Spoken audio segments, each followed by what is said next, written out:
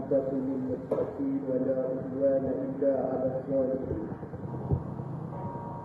والصلاة والسلام على رسول الله وعلى آله وأصحابه أجمعين. قال سبحانك لا علم لنا إلا ما علمتنا إنك أنت العليم الحكيم. قال رب اشرح لي صدري ويسر لي أمري واحلل عقدة من لساني يفقهوا قولي. اللهم ربنا افتح بيننا وبين قومنا بالحق وأنت خير الفاتحين.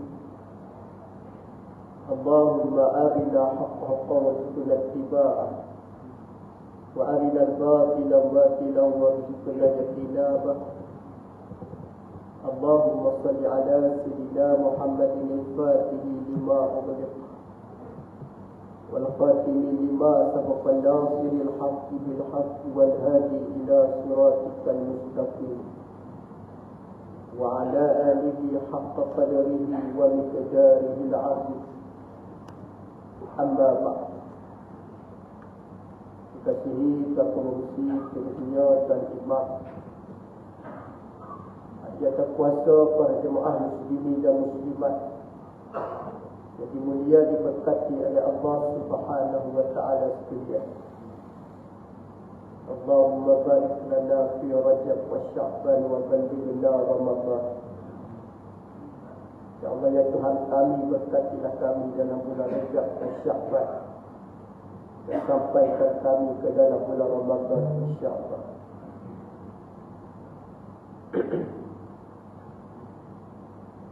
Alhamdulillah, pada malam ini kita sambung yang seterusnya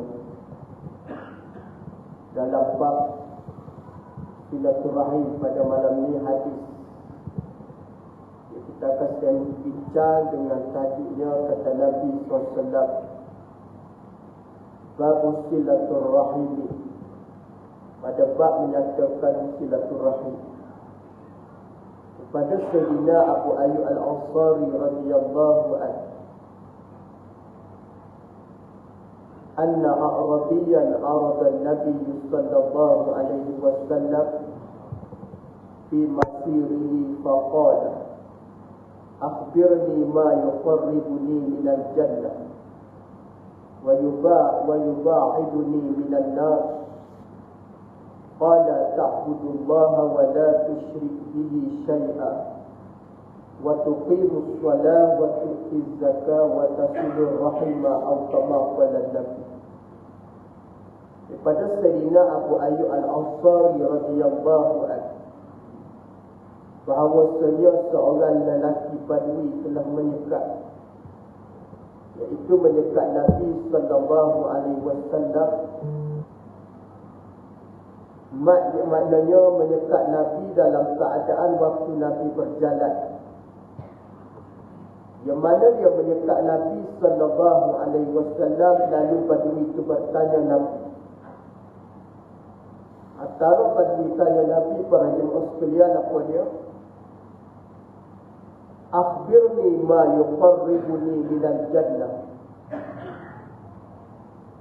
Apakah amalan yang boleh yang mendekatkan aku dengan syurga Allah Subhanahu wa taala?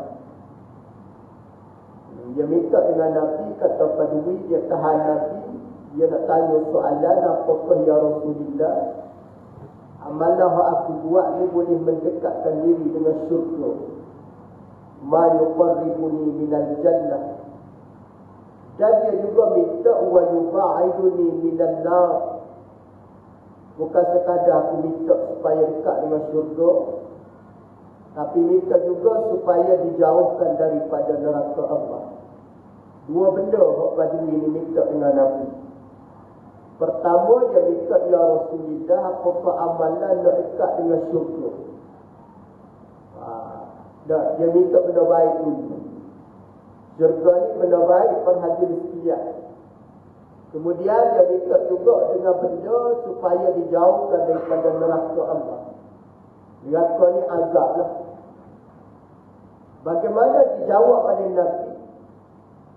Qala ta'budullaha wa la tusyriku bihi syai'an Nabi jawab, amalan untuk kamu masuk ke dalam syurga, dekat dengan syurga, kamu kena ta'budullah. Kamu kena mengabdikan diri pada Allah dengan cara beribadah. Ta'budullah ni dua pengertian kita biasa dengarnya, mengabdikan diri ataupun dengan cara beribadah. Tidak dinamakan sebenar-benar pengabdian kalau tak dirikan ibadah pada Allah. Ada orang hanya sekadar menterjemah pengabdian, tetapi dalam sudut ibadah dia tidak ambil peduli. Abdi pada Allah, tapi dalam ibadah tak ambil kira dalam soal kewajipan yang telah disyaratkan oleh Allah. Maka tidak dinamakan sebenar-benar pengabdian. Biasa kita dengar juga kalimah ubudiyah. Ubudiyah ni adalah sifat kehambaan pada pengabdi, yakni pada pencipta, yakni Allah. Dinamakan dengan ubudiyah pada Allah. Sehingga ada orang letak nama ubudiyah, masjid ubudiyah. Tempat mendirikan ibadah itu menandakan rasa mengabdi diri pada Allah. Masjid itu kita tahu tempat mendirikan solat. Jadi dengan mendirikan solat tadi nak mengabdikan diri pada Allah. Namanya masjid ubudiyah. Cantik kan? Cantik lagi masjid fastabiqul khairat. Cantik masjid tu dua fungsi, nama dia lah. Bukan nak cerita binaan masjid cantik je, tapi nama dia fastabiqul khairat. Apa makna dia? Mengejar-ngejar, berkejar-kejar ataupun berebut nak buat benda baik. Jadi kalau orang yang duduk tengok nama masjid tu, tapi kalau nak buat benda baik tak ada orang panggil tak berebut-rebut, tak ada guna juga. Dah. Jadi kalau kita tengok masjid tu kita rasa nah, Allah Ta'ala sebut dalam Al-Quran kan fastabiqul khairat, dah berebut buat benda baik. Baik. Bagaimana disebut oleh Nabi ta'budullah, bermaksud kamu mengabdikan diri pada Allah Subhanahu wa Ta'ala dengan cara yang diajar oleh Nabi SAW. Macam mana Nabi ajar para hadirin sekalian? Nabi ajar ni dengan keadaan ataupun dengan cara Nabi tunjuk kepada para sahabat. Lepas tu dalam kita berdakwah, cara pertama kita kena guna dengan keadaan tunjuk pada orang yang baik. Kita bukan arah saja, bukan kita kata, buat dah. Dia tak main suruh, tetap buat dulu. Dan Nabi SAW terbukti dakwah Nabi dengan cara Nabi buat tu kesal. Nabi buat dulu. Berbeza dengan kita ini, kita suka-suka orang dah. Sungguh ni di antara perkara yang dikata al-amru bil ma'ruf. Kena ada juga tetap penyuruh benda ma'ruf ni. Tapi dalam masa yang sama, dia kena pastikan dia tunjuk dulu benda baik. Itu kalau kita tengok suruh benda baik ni, ataupun kita dulu menunjukkan benda baik ni tuan-tuan, Allah Subhanahu wa Ta'ala beri kita ganjaran serta kelebihan. Buat dulu. Benda baik ni kalau boleh kita dulu laksanakan. Begitu juga Nabi SAW sebut wala tusyriku bihi syai'a kepada badui. Selain daripada kamu beribadah, kamu pastikan kata Nabi kepada badui jangan kamu syirik pada Allah. Syirik ni tuan-tuan rahimahullah, secara tak langsung Nabi ajar pada badui ni tentang tauhid tau. Nabi ajar tauhid, Nabi belajar tentang tauhid. Nabi juga mengajar tentang kewajipan dalam mendirikan solat. Kemudian Nabi ajar ilmu tauhid kepada badui wala tusyriku bihi syai'ah. Dalam bab syirik ni, bab tauhid para hadirin sekalian. Tu kalau kita tengok belajar tentang ilmu tauhid ni bukan sekadar umat Nabi, tapi umat terdahulu penuh ajar umat kepada mereka ataupun kepada anak-anaknya dengan ilmu tauhid. Siapa yang mengajar tauhid kepada anak dia? Tuan-tuan tengok sejarah Nabi Allah Daud alaihi salam, dia ada seorang manusia yang bernama Luqmanul Hakim. Luqmanul Hakim ini seorang manusia yang Allah Ta'ala bagi pada dia kebijaksanaan. Bijaksana dia di sudut apa dia tuan-tuan? Di sudut hikmah dia. Dalam Al-Quran Allah Ta'ala sebut ayat ke-12. Walaqad atayna Luqman al-hikmah. Allah Ta'ala sebut dalam Al-Quran, sesungguhnya aku anugerahkan Luqmanul Hakim ini kebijaksanaan. Otak bijak. Otak dia digeliga, tuan-tuan. Mau tak geliga, tuan-tuan? Tuan-tuan bayangkan seorang bapa yang mempunyai kelebihan luar biasa. Dia bukan sekadar pandai berfikir, tapi dia pandai bekerja. Rupanya Luqmanul Hakim pernah menjawab jawatan sebagai qadhi. Di zaman Nabi Allah Daud, tuan-tuan, dia sudah ada jawatan qadhi. Dia bukan sekadar qadhi, dia juga menjawab jawatan sebagai tukang kayu. Bukan sekadar tukang kayu, dia juga sebagai petani, tuan-tuan. Dia juga sebagai peternak. Maknanya Luqmanul Hakim ni semua benda dia buat. Lepas tu kalau suami ni pandai seima, pandai bila, pandai apa dia, buat rumah pandai, buat kuih pandai, semua pandai. Lepas tu lelaki betul-betul lelaki. Ni kadang-kadang nak sikit sumpah pun bini buat. Lepas tu tak benar lagi. Sikit tu sumpah. Bini kata, bang, sikit sumbat 3 hari dah, bang. Habis tu nak buat macam mana? Tak boleh dia tanya bini. Sepatutnya buatlah sendiri. Sama ada panggil orang ke apa benda tu. Suruh tanya. Habis tu kita nak buat macam mana? Nak kata lepuh. Tapi Luqmanul Hakim semua benda dia buat. Bayangkan tuan. Bagaimana Allah Ta'ala memberi keistimewaan pada dia. Umurnya panjang. Kita tahu berapa umur dia? 1000 tahun, tuan. Luqmanul Hakim 1000 tahun umurnya. Dia pernah berguru dengan Nabi Allah Daud alaihissalam. 1000 tahun panjang, tuan. 100 tahun pun tak lama. Adalah seorang kurang 2 tahun 100, tuan. Tu seorang tu kita tahu dia dulu orang kita tak ramai orang. 80 kadang-kadang. 90 jarang-jarang. 100 orang ibu lugu. Tak ada, tuan. Bayangkan 1000 tahun. Tapi tak pelik kata umat dahulu. Tengok Nabi-Nabi dia orang berapa kan. Tapi nak katanya Luqman ni umurnya begitu panjang. Dia juga antara bapa yang cukup-cukup ambil berat tentang solat. Dalil dia, ya bunayya aqimis solat. Wahai anak kesayanganku, kamu jangan lupa mendirikan solat. Hak ni jawapan kepada orang-orang bertanya ni. Ada orang kan dia tanya. Umat terdahulu semaya tak? Semaya. Mana dalil dia semaya? Ya bunayya aqimis solat, kata Luqmanul Hakim. Wahai anak kesayanganku, dirikan solat. Maknanya Luqman tu umat Nabi Allah Daud. Dia tak bukan umat Nabi. Umat Nabi Daud alaihissalam. Maknanya zaman Nabi Daud tu solat dah ada. Baik. Ada orang kata umat terdahulu tidak belajar tentang tauhid. Siapa kata tak belajar? Siapa kata mereka tak belajar tentang ilmu untuk kenal Allah? Dalil dalam Al-Quran, ya bunayya la tusyrik billah. Wahai anak kesayanganku, kamu jangan syirik pada Allah. Itu Nabi Allah, itu Luqman. Kau sebut dalam apa dia ajar anak dia, ya Allah Ta'ala rakam dalam Al-Quran. Maknanya tuan-tuan, belajar tentang tauhid ni bukan umat Nabi sahaja. Luqmanul Hakim penuh ajar anak dia tentang ilmu tauhid kepada anak dia. Dia nak cerita ilmu tauhid ni bukan ilmu baru, tuan-tuan. Ilmu dah lama dah. Ilmu turun-temurun daripada Nabi-Nabi dahulu lagi. Begitu juga ilmu tentang hukum hakam. Seperti mana yang berlaku kepada anak Nabi Allah Adam alaihissalam, Qabil dengan Habil. Situ sudah ada hukum dalam melakukan ibadah korban itu kan. Ya Allah Ta'ala sebut dalam Al-Quran tentang kisah anak Nabi Adam alaihissalam, Qabil dan Habil.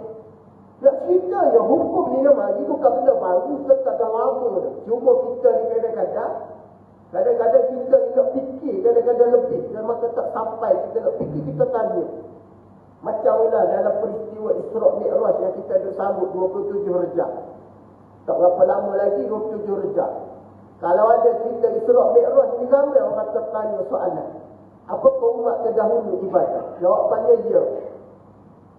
Kadang-kadang dia minta dalil. Dalil macam Ustaz sebut tadi lah. Baca surah Luqman pada mereka tentang bagaimana Luqmanul Hakim baik.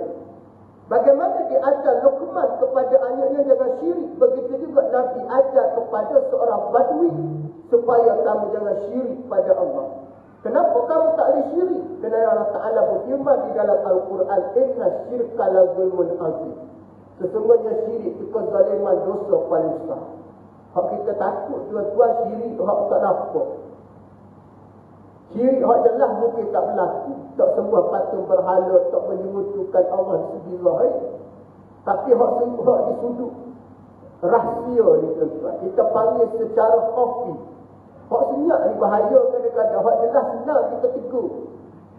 Dah, hak jelas ni, hak senang, hak sunyi, hak tak nampak. Siapa apa-apa benda, hak melibatkan hati ni tuan. Hak ni hak bahaya. Nah, apabila melibatkan hati itu boleh jadi kufur dan syirik pada Allah. Apakah mereka tidak diampunkan dosa? Jawapannya diampunkan dengan syarat meninggalkan kesyirikan, bertaubat pada Allah, menyesal di atas tindakan syirik perbuatan. Maka Nabi jawab kepada badui, jangan kamu syirik. Lepas tu yang ketiga apa kata Nabi? Wa tuqimus solah, diri kau sembahyang. Sembahyang ni kita tahu tuan-tuan, lepas daripada mengucap 2 kalimah syahadah ialah mendirikan solat. Lepas tu Nabi SAW tuan-tuan diambil khas di dalam pertemuan khusus dengan Allah nak ambil tentang syariat solat. Umat akhir zaman nak selamat, salah satu kata Nabi, apa dia kata Nabi, antaranya ialah umat aku mesti memelihara beberapa perkara. Pertama, peliharalah ibadah dia secara betul, yakni solat. Solat ni tuan-tuan kena buat. Bagaimana diajar oleh Nabi kepada badui selepas daripada mendirikan solat yang ketiga? Manakala Nabi sebut waktu keempat, waktu qimu ataupun waktu zakat. Apa dia? Menunaikan zakat. Zakat ni tuan-tuan diperkenalkan dengan beberapa perkara. Pertama, zakat diperkenalkan kerana nak membersihkan harta daripada sumber didapatinya supaya tidak ada syubhah padanya. Ataupun dikatakan nak membersihkan harta supaya harta tadi benar-benar harta yang mana diberkati oleh Allah. Maka zakat wajib. Syubhah apa makna dia? Syubhah ni asalnya harus. Tetapi apabila ada kesabaran baginya, maka jadi syubhah. Syubhah ni tuan-tuan boleh berlaku dengan beberapa sebab. Pertama, bila mana seseorang itu bekerja di dalam urusan kerjanya ada perkara yang tidak kena, boleh terlibat dengan syubhah. Asalnya harus, asalnya halal, asalnya boleh. Tapi di sana boleh berlakunya syubhah. Contoh, diberi tawaran, diberi orang panggil apa dia, diberi tawaran kerja dengan urusan kerja dengan gaji sekian-sekian. Contohnya di offer gaji dengan 1,400 ataupun 2,000. Masuk pukul berapa katanya bos? Pasca pukul 8, keluar pukul 5. Terkadang kita ni tuan-tuan, masuknya 8 suku, keluarnya 4,5. Masuk lewat, keluar awal. Biasa berlaku. Biasa berlaku. Sama ada secara wakalah ataupun secara minta izin. Secara wakalah sebenarnya wakil. Bagi tahu kepada kawan kita, pesan tak bos, anak keluar awal. Ini berlaku. Tak kira siapa tuan. Wa imma kadang-kadang orang yang berjawatan agama pun dia boleh keluar awal. Waktu kadang-kadang. Nah, kita buat hal yang kadang-kadang orang kata dah. Kadang-kadang masih lari di kuliah Zuhur. Lari di kuliah Zuhur, tuan-tuan. Apabila lari di kuliah Zuhur, pun tanya, mana ustaz? Tak ada tak pejabat. Kata kawan ni, oh ustaz keluar, katanya ada urusan. Katanya apa urusan apa? Dia kata nak pergi bank. Dia kata, ya kau nak pergi bank. Cik molek kau, tengok-tengok dalam live FB duduk ceramah. Nampak tuan-tuan? Hak tu bagi orang bekerja. Ini pengalaman. Pasal dia ni memang tak kerja dengan orang. Kita tak pelikat sangat dengan orang. Apa yang berlaku? Bos kata, menipu juga ustaz. Kata nak pergi bank, dia tengok, ni tengok ni ustaz ni. Ustaz Rafa ni pukul 12. Pukul 1 duduk kuliah Zuhur dekat MTI Selangor. Lah, ya, lah. Tadi kata nak pergi bank, tak masuk mesyuarat ni pasal nak pergi klien. Apa? Maka di situ sudah timbul keraguan dan sudah ada perkara yang tak benar. Ustaz punya pasal nak pergi bank ni, bukan pergi kuliah tu. Tak kuliah, ini banyak orang buat lah. Baik. Adakah gaji dia haram? Gaji dia tak haram. Gaji tak haram, halal gaji dia. Cuma di situ ulama kata ada beberapa perkara yang boleh berlaku. Syubhah boleh berlaku dalam pendapatan. Maka ustaz tu kena buat macam mana? Dapat gaji bulan-bulan banyak derma lah. Banyak ifak sikit pada orang. Jangan duduk kedekut sangat. Jangan simpan harta. Kerana di situ ada kelompongan kerja dan sebagainya. Syubhah ni tak haram tuan, tapi dia perkara ragu-ragu. Ragu-ragu bermaksud status dia tadi tak boleh nak bagi poin 1%. Berlaku tak tuan? Berlaku. Tak kira siapa-siapa. Dia tak kira atas. Tak boleh nak kata individu biasa. Orang-orang kadang-kadang ada ilmu pun boleh berlaku. Lepas tu ni adab ni tuan-tuan kata Abdullah Ibn Mubarak.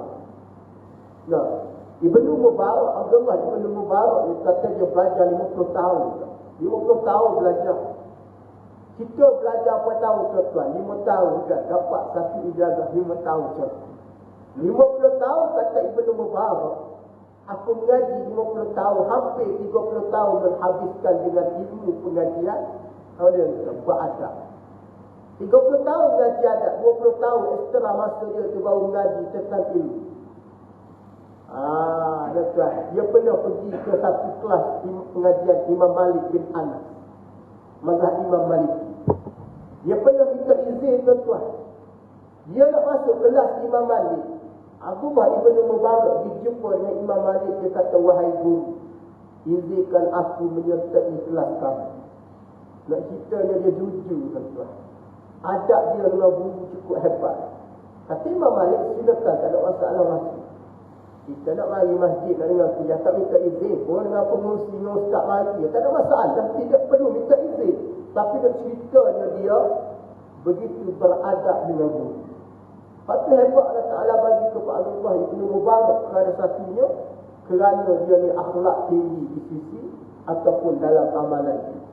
Waktu qimus solat kata Nabi kepada Badui, setelah mana kamu tidak mensyirikkan Allah setelah kamu mendirikan salat, menunaikan zakat. Zakat ni dalam keadaan bagaimana diajar, bagaimana Abu Bakar As-Siddiq bertegas dengan kelompok yang enggan menunaikan zakat. Manakala yang kelima, kata Nabi sallallahu alaihi wasallam, setelah kamu menunaikan zakat, wa tasilur rahimah, hendaklah kamu menghubungkan hubungan kekeluargaan. Lepas tu tuan-tuan tengok apabila ada sahabat Nabi setelah mana dia masuk Islam, apa Nabi buat? Apa Nabi buat? Salah satu Nabi menegur sahabat supaya hubung balik silaturahmi. Ada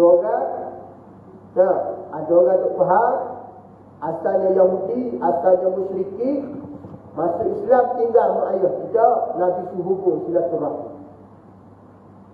Ada orang nak memenuhi tutup tasyarak, nak amal sunnah, kahwin. Kahwin itu sunnah tuan. Tapi apabila nak amal sunnah, butuh hubungan kekeluargaan. Minat ke si fulan, nahpin fulan, binti fulan. Mak ayah tak setuju jadi berkahwin. Berkahwin menggunakan wali hakim. Tak pakai wali mujibir. Mak ayah tak pakai. Wali hakim ni rujuk kepada kahwin luar lah. Sama ada nama siang, Tiger, ikutlah apa benda. Sah pada hukum syarak perkahwinan. Tidak kata tak sah, bukan kata zina, sah. Tetapi yang menjadi masalah, dia putus hubungan dengan kekeluargaan. Kalau kita tengok, dia lebih berat daripada di zaman jahiliyah dulu. Zaman jahiliyah, zaman dulu, apabila masuk Islam, Nabi tegur supaya rapatkan hubungan.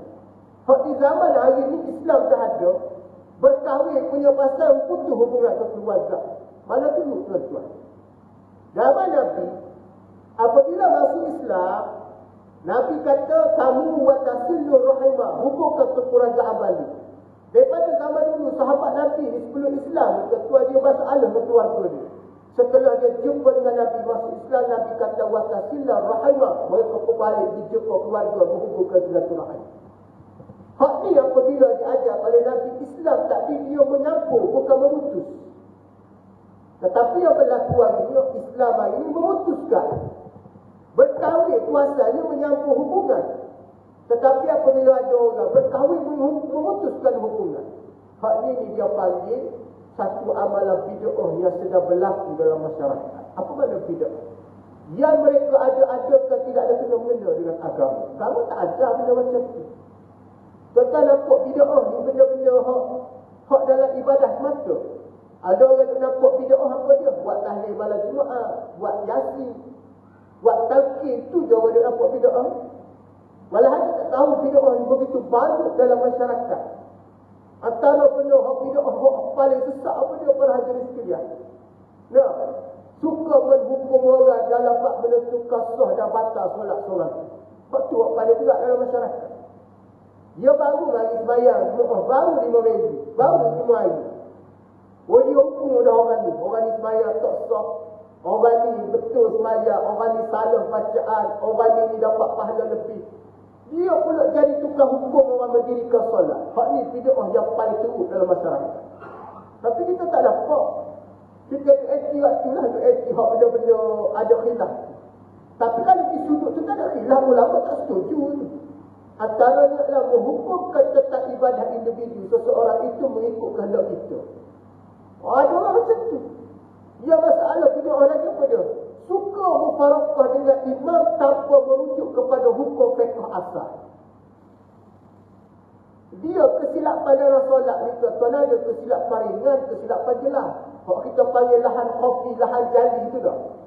Ada orang kata bunyi je lahan walaupun khafi itu mufarakah. Tak betul. Ada lahan yang tak perlu kita mufarakah ni. Memang ada. Tapi dia kira lahan ke kira terus. Ambil tindakan apa dia buat kata, dia bismillah seorang makan. Walau imam buat benda sikit yang kesilapan. Dah, waktu ulama fiqh itu, kesilapan pada imam bukan jahil imam, tetapi nak beri ilmu pada makmum. Betul ke tuan? Silap pada imam bukan jahil imam, tapi ilmu pada makmum. Ambil contoh, imam terlupa nak baca doa kunut. Nak tengok makmum ni sejauh mana ada ilmu. Kalau makmum ada ilmu, makmum tak akan mufarakah solat tersebut. Walaupun imam tak baca doa kunut. Kalau makmum tahu kunut itu sunnah. Tapi kalau makmum tak di ekstrim ataupun dia melampau-lampau tentang amalan sunnah, imam tak baca kunut tu mufarakah buat sembahyang subuh lain. Sedangkan dia tahu perkara itu adalah perkara sunnah, bukan yang wajib. Yang wajib sekalipun bila mana imam buat kesilapan bukan tiga mufarakah, ada kaedah nak tegur dia kan. Tapi ada orang dia hukum terus. Yang paling sesat bid'ah lagi, memecahkan ataupun orang panggil mengasihkan diri daripada berjemaah ni bid'ah paling sesat sekali dalam masyarakat. Kenapa tak sembahyang surah tu? Tak boleh pakai ke imam situ, jemaah dia tak boleh pakai. Habis tu kita pergi sembahyang tak khusyuk sana. Macam mana nak khusyuk? Dah lah imam baca kuat, speaker kuat, jemaah pun kuat juga baca. Kalau kita ada kaedah boleh nak supaya tak ganggu solat kita. Tapi kaedah kita ambil keputusan tu tak pergi jemaah. Hak tu bid'ah sebenarnya. Tapi orang tak nampak, orang tak nampak hak khilaf. Hak khilaf baru masuk. Hak berlaku di kalangan dulu ataupun ulama dah selesai dengan cara yang dibawa hukum. Tetapi kita tidak. Kerana orang nak membesarkan benda khilaf. Itu kan Nabi sebutkan ikhtilafu ummati rahmah. Berlakunya perselisihan ataupun berlaku pandangan di kalangan umat aku di rahmat, kata Nabi. Cuba kita pegang hadis ni sekali. Ikhtilafu ummati rahmah, kata Nabi. Berlaku perselisihan dalam masalah khilafiyah umat aku ni adalah satu rahmat, bukan satu perpecahan. Tapi jika ini ambil jalan perpecahan, saya nak kata benda besar kata benda kecil. Benda berlaku kadang-kadang tak setuju dengan amalan. Tak setuju dengan amalan wirid, tak setuju dengan amalan. Ada orang tak setuju tak baca surah An-Nur lepas Isyak. Menyalahi sunnah Nabi secara terang-terangan. kalau Nabi menamalkan suratul Mulk sebelum tidur. Betul? Betul tak nafikan? Nabi memang sebelum tidur Nabi suka baca. Nabi tidak ajar kepada sahabat baca berjemaah. Betul? Tapi adakah dia hukum terus datang tidak membenarkan? Nah, tidak. Hukum lagi. Cuma pendekatan kita lebih kepada mendidik. Setuju tak pengurusi? Apabila mendidik, tuan-tuan perlu kepada masa dan mujahadah dan perlu kepada kaedah kita kena buat. Kaedah kita sedar je. Hukum asal baca Quran sunat. Sama ada sebelum tidur, selepas solat, sebelum sembahyang, malam Selasa, malam Khamis, malam Rabu, malam apa hukumnya sunat. Tak ada di situ satu masalah yang berlaku. Suratul Mulk baca sebelum sembahyang pun sunat, lepas sembahyang isyak pun sunat. Cuma kalau kita nak ada peluang, nak dapat kelebihan lagi, nak amalkan nak acara Nabi yang lama, sebelum tidur berwujud baca suratul Mulk. Dah, amal pula dengan satu surah lagi. Surah apa dia? Ada surah riwayat kata amal dengan suratul Kahfi boleh baca. Ataupun baca dengan suratul Waqiah. Surah malam. Pajar pula ustaz. Pajar pula. Jadi macam mana nak buat? Cara dia buat secara berjemaah. Kenapa buat berjemaah? Nak ajar, nak tarbiyah, nak didik. Pasal agama ni dia bagi dia sistem pendidikan. Dah. Kita tengok ada kebaikan, ada orang kata ingat suratul Mulk walaupun dia bukan seorang hafiz. Tapi suratul Mulk dia ingat dengan keadaan dia baca setiap malam. Ramai semua kita ingat. Kenapa kita tak tengok di sudut baik? Tapi kita tengok di sudut hak tidak dibuat di zaman Nabi dan para sahabat kita buat, maka dia tolak. Hak paling menakutkan di kalangan semua, dia kata apa dia juga? Satu hadis yang mana betul daripada hadis Nabi, wa kullu bid'atin dhalalah wa kullu dhalalatin finnar. Setiap benda yang mana bid'ah itu sesat. Apabila sesat itu ialah ke dalam neraka, akibatnya yang akan dihumbat oleh Allah. Lepas tu kadang-kadang orang ni jadi takut. Maka terbahagia di kalangan jemaah tidak berlaku tempat kita, tempat lain. Orang dia baca suratul Mulk, dia tak tunggu balik. Dia kata surah itu mengamalkan amalan hak bercanggah dengan sunnah Nabi sallallahu alaihi wasallam. Apa dia yang melanggar sunnah Nabi? Apa dia ni? Sedangkan kita sepatutnya berwiri, sembahyang sunat lepas isyak dah. Dia dibaca suratul Mulk. Dia marah dekat. Kita tanya dia, salah ke? Nabi tak setuju. Jangan kata gitu, Nabi tak setuju ke tuan. Kena faham boleh. Ada hak benda, hak sahabat buat, Nabi tak layak. Ada benda hak berlaku kepada diri Nabi ni nama wahyu yang disyariat oleh Allah. Ada juga benda hak Nabi tak larang kerana bukan wahyu. Bila mana Aisyah tanya Nabi SAW, ya Rasulullah, adakah ini syariat wahyu ke? Kata Nabi, la, dah. Maka kata Aisyah, kalau bukan daripada Nabi, boleh tak kita buat macam ni? Bukan daripada wahyu ataupun bukan daripada syariat. Bukan daripada yang disebut wahyu Allah. Kata Nabi, boleh Aisyah, tak ada masalah. Nak cerita je, ada Nabi mengambil proses, mengambil pendekatan untuk tolak asuh. Sama juga dalam peperangan Badar. Sahabat pernah memberi cadangan pada Nabi tentang Khaybar. Kata Nabi SAW, sahabat bertanya, ya Rasulullah, ni wahyu ke? Wahyu ke suruh pacak kemah sini ni? Kata Nabi, lah, tak. Okey, boleh tak kita pindah daripada sini tak ke sana? Kata Nabi, silakan, tak ada masalah. Apa maksud dia tu?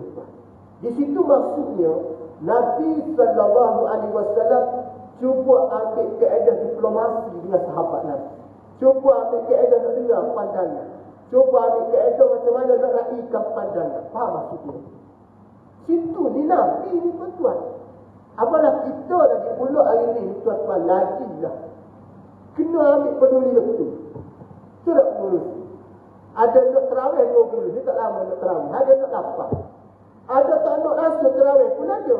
Pasal dia kata, tak apalah kami nak sembahyang di rumah. Kita nak ikan orang nak. Ada orang nak tadi masuk putusan buat lah.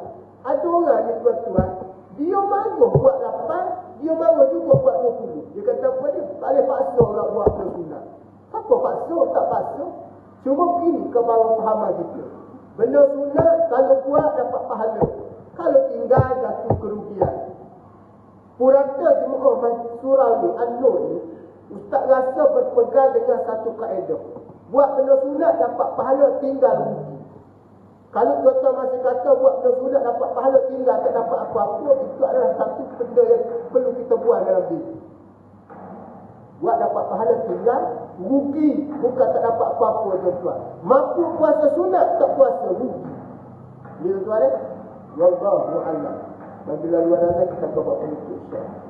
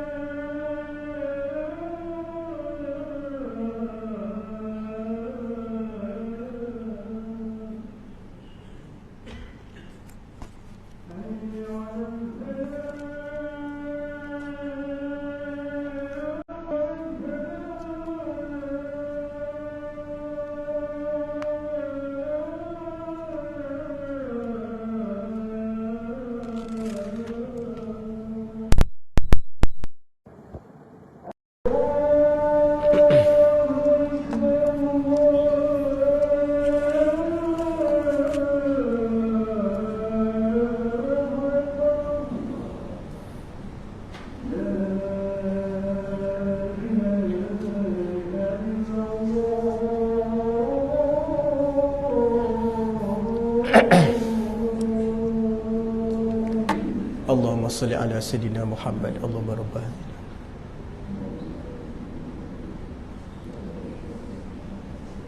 innaka la tukhliful mi'ad. Baik, tersambung sikit lagi rahimakumullah yang dirahmati oleh Allah Subhanahu wa taala.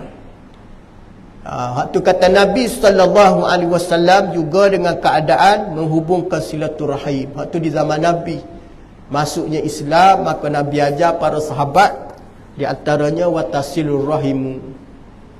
Maknanya Nabi tak suruh lagi buat benda lain melainkan kamu cari dulu keluarga.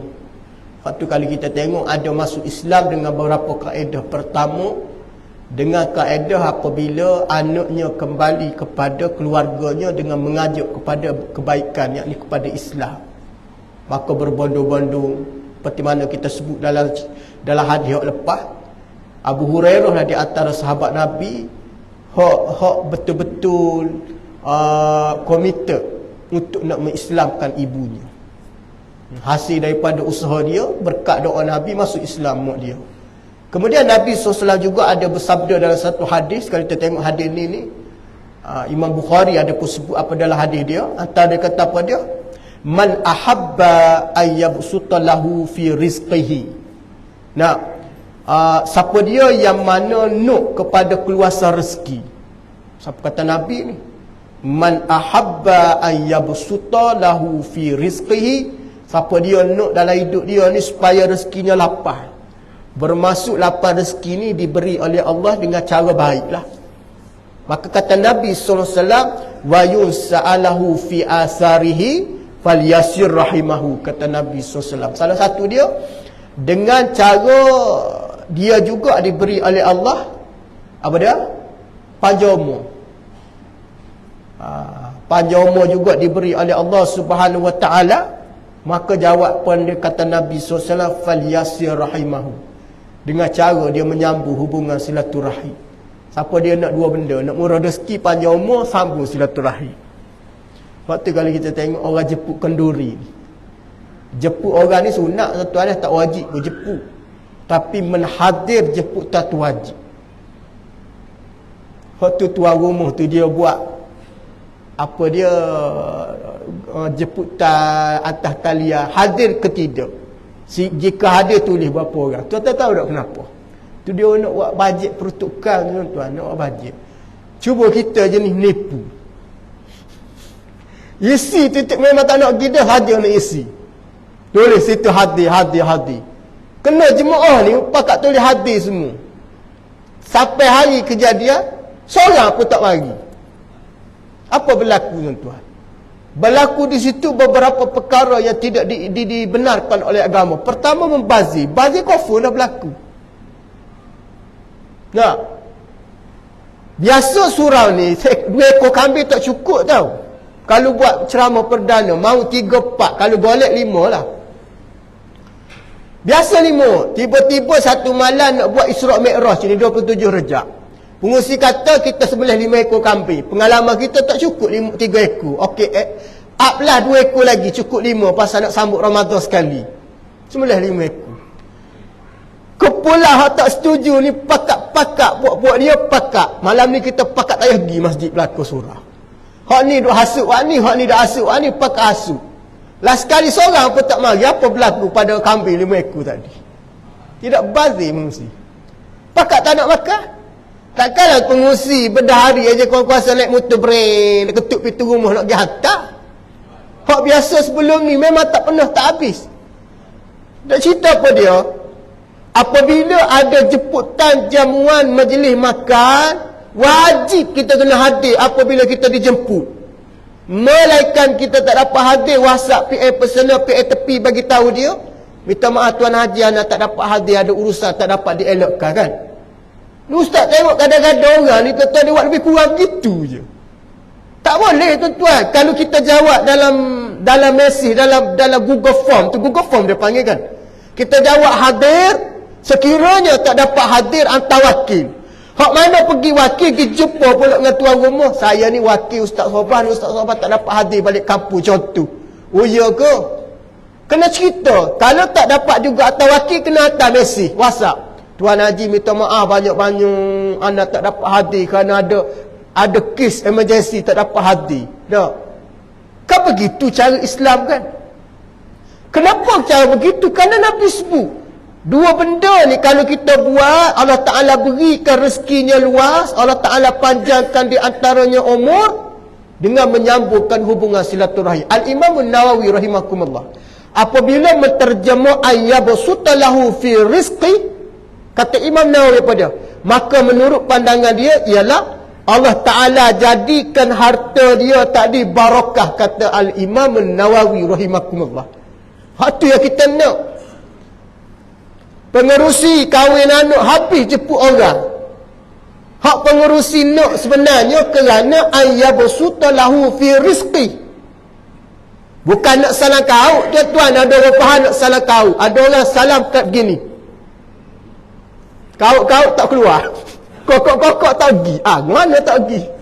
Tengok hitam tangan, bukan kuku pajak. Hak tu salam jangan gini tuan-tuan, jangan salam gini, jangan salam kokok. Kalau kau jangan. Salam macam biasa.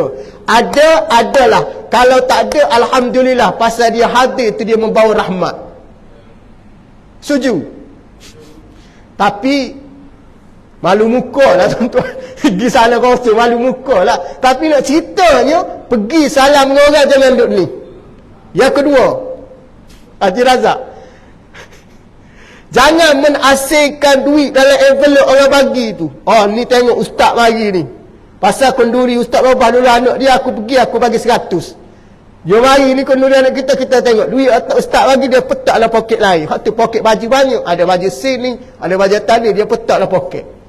Kenapa dia buat gitu? Dia nak tengok berapa bagi sama dengan dia. Hak jenis buat kenduri macam ni kata Nabi sallallahu alaihi wasallam, dia tak termasuk fal yasir rahimahu. Bukan nak sambung silaturahim sebenarnya. Kerana nak salah kokok dia bagi. Kalau jenis lagu ni buat kenduri tuan-tuan, takkan dapat dua benda ni. Muslimat Muslimat kalau kenduri kahwin anak, jangan duk tanya lelaki, "Bah, jemput VIP apa orang bah?" Katanya suami, "Jemput biasa je lah." Jemput ramai bah. VIP bah paling kurang 200. Kalau jemput jemaah masjid surau RM10, RM5. Kadang-kadang tangan kosong. RM10 bawa 2 keluarga, kadang-kadang habis anak cucu pergi. Rugi bah. Ada je ni begitu. Tuan-tuan muslimat jangan. Pergi datang dia kerana apa dia? Tuan-tuan rahimakumullah. Kerana dia datang tadi fal yasir rahimahu, nak hubung silaturahim. Apa kita dapat? Allah Ta'ala beri kita di antaranya ialah panjang umur. Panjang umur tu kita nak. Yang kedua, Allah Ta'ala melapangkan rezeki kita. Dah boleh cucu-cucu solehah. Anak kita tak ada pun hafiz. Tiba-tiba cucu jadi hafiz. Allahu Rabbi. Nah, anak kita ni tak ada lah ustaz. Kahwin dengan ustazah. Ada kawan ustaz ni, dia kata arwah ayah dia dulu nak suruh dia jadi ustaz, tapi dia tak minat ustaz. Tapi ayah dia ni memang bagus, dia minat kecenderungan anak bagi ke mana kan, jadi engineer tu. Kebetulan dia selalu pergi masjid surau, kuliah zuhur, kuliah duha. Pengerusi surau apa kata, "Anak kerja kat mana?" "Kerja ada kilap." Ada bakar ke? Dah ada isteri? Tak ada lagi. Kuat kira lebih kurang kahwin dengan anak saya lah. Kata anak Tuan Haji bidang agama ke bidang akademik. Anak saya balik Azhar, tapi agak beromo sikit, 28. Orang balik Mesir tu biasa kahwin ke Azhar, 23, 24 kahwin dia. Kalau boleh balik Malaysia tu, hak balik anak daripada sana seorang, 23. Itu biasa tuan, kalau belajar Timur Tengah kahwin sana tu biasa sana. Sebab jimat. Kalau sana jimat tuan. Hello je belah wali sini setuju kahwin ramai-ramai sana. Bawa mahal gitu. Kahwin ni tuan, masya-Allah tabarakallah. Dalam belajar azhar, ustazah pula hafal Quran hafizah. Dengan izin Allah dia ada anak 3 orang lelaki. Semua jadi hafiz. Bayangkan tuan. Tiba-tiba dia cerita 20 tahun kemudian jumpa, kata, "Syekh, kerja kat mana?" Kita sebut semua. Anak, bini anak hafizah, hafiz Quran. Bukan nama hafizah, hafal Quran lah, hafizah dia panggil. Anak pun 3, anak-anak hafiz 3-3. Macam mana boleh berlaku? Mungkin berkat doa arwah mak orang tua dia dulu. Sebab dia nak jadi ustaz, dia tak nak. Ayah dia suruh, dia tak nak. Tapi Allah Ta'ala bagi, betul. Apa amalan dia? Rupanya kata Al-Imam At-Tabari, siapa dia yang suka menghubungkan fal yasir rahimahu, dia bukan bermaksud dengan nasab keturunan tau. Imam Tabari kata mana-mana orang menghubungkan silaturahim dengan orang bukan daripada nasab yang boleh terima harta pusaka. Contohnya Ustaz Sabah dengan Haji Razak tak ada nasab keturunan pun, memang daripada Nabi Adam AS, tapi nak cerita tak ada boleh terima harta pusaka. Tapi kenapa boleh kena tadi? Kenapa ngurusi? Kenapa? Kerana fal yasir rahimahu, menghubungkan silaturahim tadi. Maka Allah Ta'ala bagi apa tuan? Pertama, Allah Ta'ala bagi keberkatan, rezeki berkat. Yang kedua Allah Ta'ala panjang umur. Alhamdulillah tahun ni 41 dirazak. 41. Ada sahabat kita umur 30 lebih meninggal pun ada. InsyaAllah mudah-mudahan sampai Ramadan pada tahun ni. InsyaAllah. Pasal kita nak bertemu dengan Ramadan. Tapi nak ceritanya, kita buat silaturahim sambung tadi bukan matlamat kita untuk nak meraih, kita kata apa, pujian orang, bukan. Tapi yang matlamat kita nak kerana kita nak supaya Allah Subhanahu Wa Taala beri kita ganjaran beberapa pahala. Salah satu keistimewaannya Allah Taala lapangkan hidup kita, murah rezeki. Yang kedua Allah Taala panjangkan umur. Kenapa perlu panjang umur? Imam Nawawi kata panjang umur perlu ni kerana Nabi sebut matala umuruhu wa hasuna amalu. Siapa dia panjang umur, pada umur yang panjang baik amalan dia. Dengan sebab itulah dia boleh mengaik pahala daripada umur yang panjang. Tuan-tuan nak panjang umur kan? Doalah bulan Rejab. Allahumma barik lana fi Rajab wa Sya'ban wa ballighna Ramadan. Hak ni kita panggil satu jejak awal untuk kita Ramadan dengan cara kita matlamat dia apa dia tuan-tuan? Wa ballighna Ramadan, nak ke Ramadan je. Tapi tak akan berlaku Ramadan kalau tak ada Rejab. Sebab dia ikut turutan kan. Rejab, Sya'ban, Syawal tu. Ramadan, Syawal duk lagi. Jangan duk ambil Syawal. Ada orang Rejab ni fikir Syawal tu. Nak balik mana tahun ni baju apa tahun ni? Tema apa tahun ni? Jangan lagi. Nak buat waktu tak ada masalah, tapi jangan matlamat nak pergi ke Syawal, nak pergi ke Ramadan. Hak tu ulama kata dalam bulan Rejab jangan bergaduh. Jangan bergaduh pasal isu amalan-amalan hak orang duk sebar macam-macam tu. Hak matlamat utama Rejab ni adalah waballighna Ramadan. Tu matlamat kita. Allahumma barik lana fi Rajab wa Sya'ban waballighna Ramadan. Sahih ni doa daripada Nabi SAW. Maka salahkah kita nak beramal? Tak salah. Isni kami dah berpuasa dah, mari Rejab puasa pula. Salahkah kita nak bagi makan orang? Tak salah. Cuma nak tarbiyah di bulan Rejab ni supaya Ramadan kita jadi ringan untuk beri orang makan. Jadi dalam sudut amalannya tak ada masalah. Cuma yang jadi masalah, kita suka-suka hati mengeluarkan satu fadilat hak sendiri. Hak sendiri kita buat tadi, kita reka-reka sendiri. Hak tu tidak dibenarkan oleh Nabi SAW. Tapi kalau kita nak mengajak orang, contohnya ajak orang berbuka puasa berjemaah. Sebelum lain tak buat. Kenapa buat bulan Rejab? Kerana kita nak ambil kelebihan supaya Ramadan nanti kita tak jadi payah untuk buka puasa berjemaah. Itu di antara matlamat kita para hadirin sekalian. Boleh? Wallahu a'lam. Cukup sekadar tu pada malam ni. InsyaAllah kita akan sambung pada bulan depan yang seterusnya. InsyaAllah apa yang baik datang daripada Allah, kurang kelemahan pada diri Ustaz mohon maaf. Mudah-mudahan kita diampunkan oleh Allah Subhanahu wa taala insya-Allah. Auzubillahi minasyaitonir rajim. Bismillahirrahmanirrahim. Allahumma faqihna fid din wa 'allimhu ta'wil. Allahumma ihdinas siratal mustaqim minan nabiyyin siddiqin wasyuhada'i wassalihin wa hasuna ulaika rafiqa ya arhamar rahimin. Allahumma barik lana fi Rajab wa Sya'ban wa ballighna Ramadan. Sallallahu ala Muhammad. Alhamdulillahirabbil alamin. Assalamu alaikum warahmatullahi wabarakatuh.